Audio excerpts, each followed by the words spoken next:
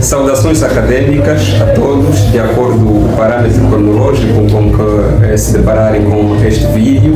Sejam todos muito bem-vindos ao nosso Centro Jurídico de Aprendizagem, cujo objetivo é a emancipação da cultura jurídica e a partilha dos conhecimentos ligados ao direito. Eu sou Jacobo Moraes Correia Tivela, sou estudante do 5º ano da Faculdade de Direito da Universidade Cátia Valabuila e professor deste Centro Jurídico de Aprendizagem. Convido-lhe já agora a partilhar, a fazer um comentário e a subscrever-se ao nosso canal para que este conhecimento possa chegar a todos que muito precisam dele.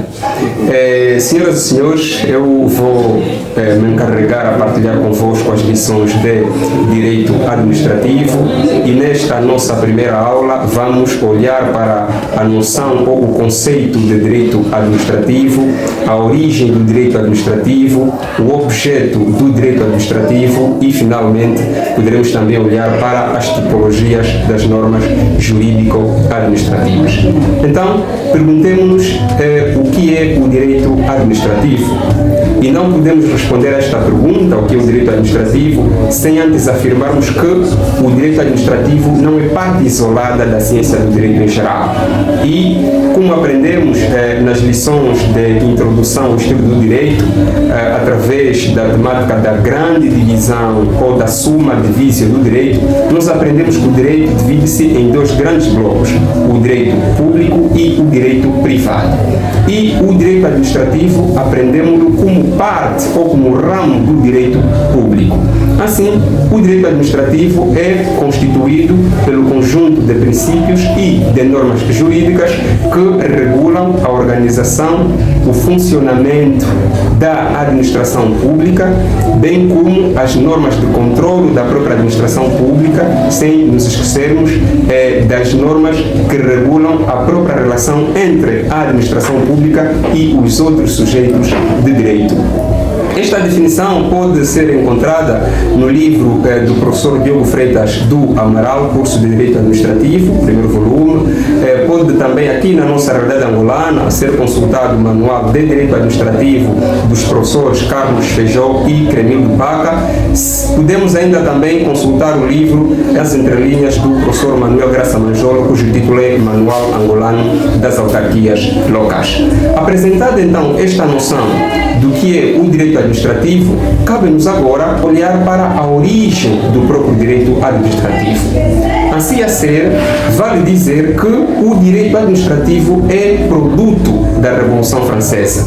O direito administrativo surge exatamente como resposta à necessidade de se limitar os poderes absolutos do rei. Como sabemos, antes do século XVIII, o mundo vivia aquilo que é conhecido como monarquia absoluta. É um período em que o rei praticava todos os poderes, carregava consigo, portanto, o poder legislativo, o poder executivo e o poder judicial.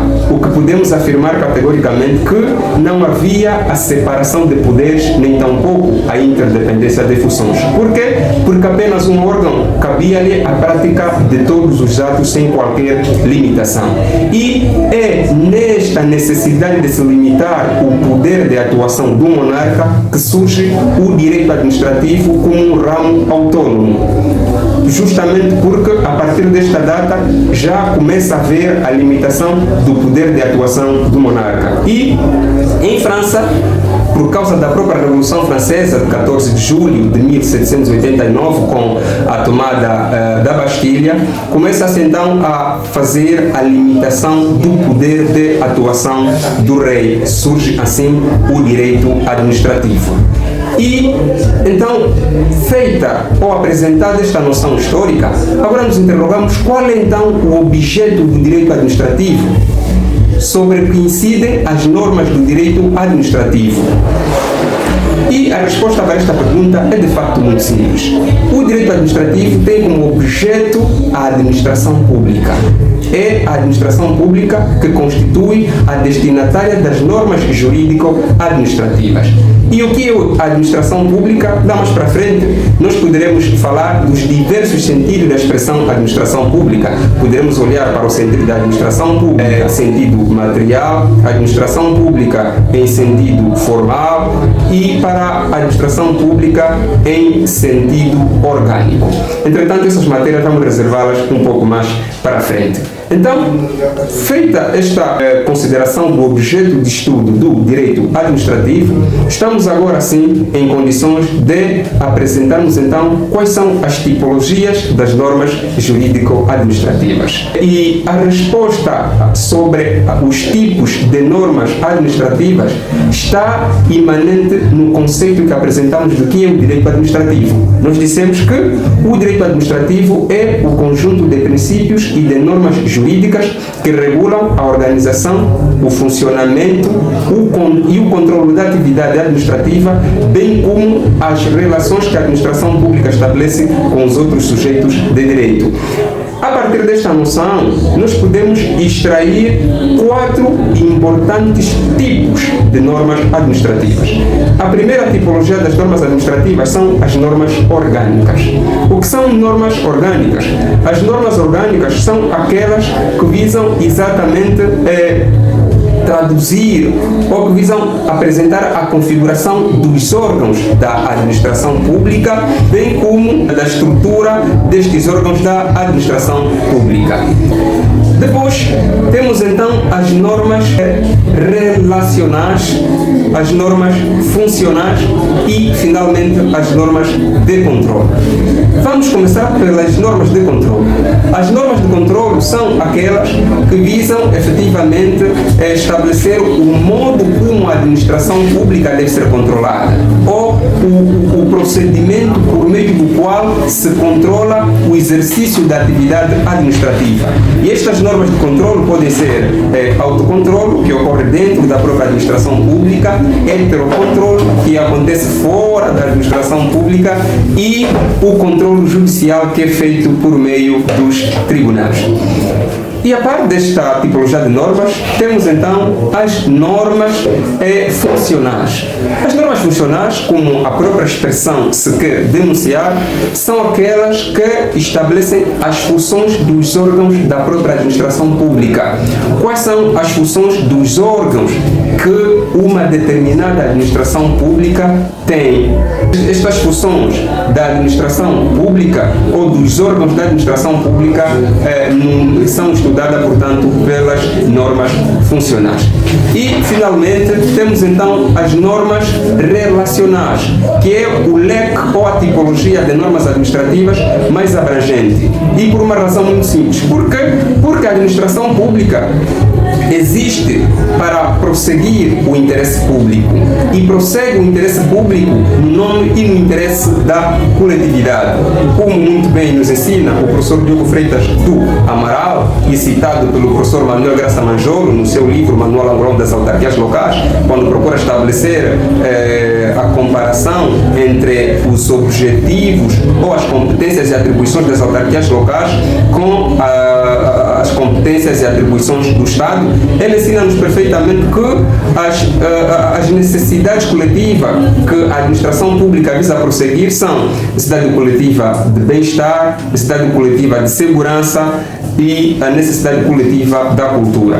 Então, é por intermédio das normas relacionais que a administração pública se mantém em contato com outros sujeitos de direito.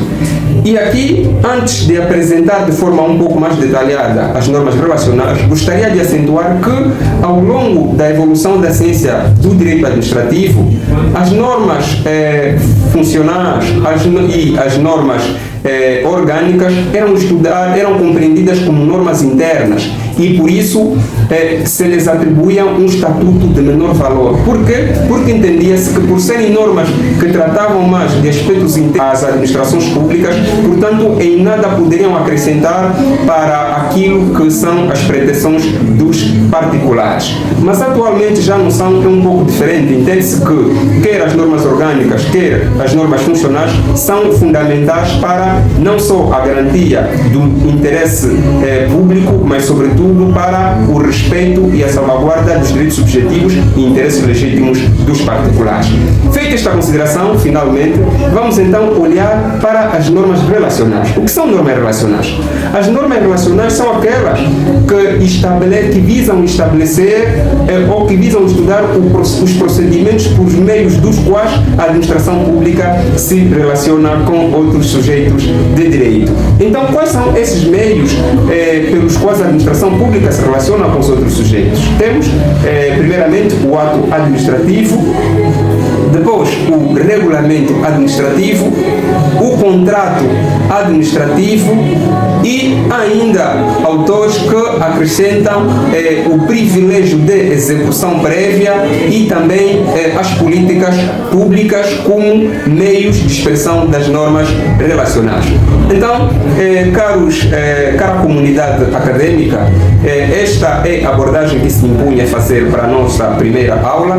Olhamos para o conceito de direito administrativo e definimos o direito administrativo como o conjunto de princípios e de normas jurídicas que regulam a organização, o funcionamento e o controle da atividade administrativa, bem como a relação ou as relações que a administração pública estabelece com outros sujeitos de direito.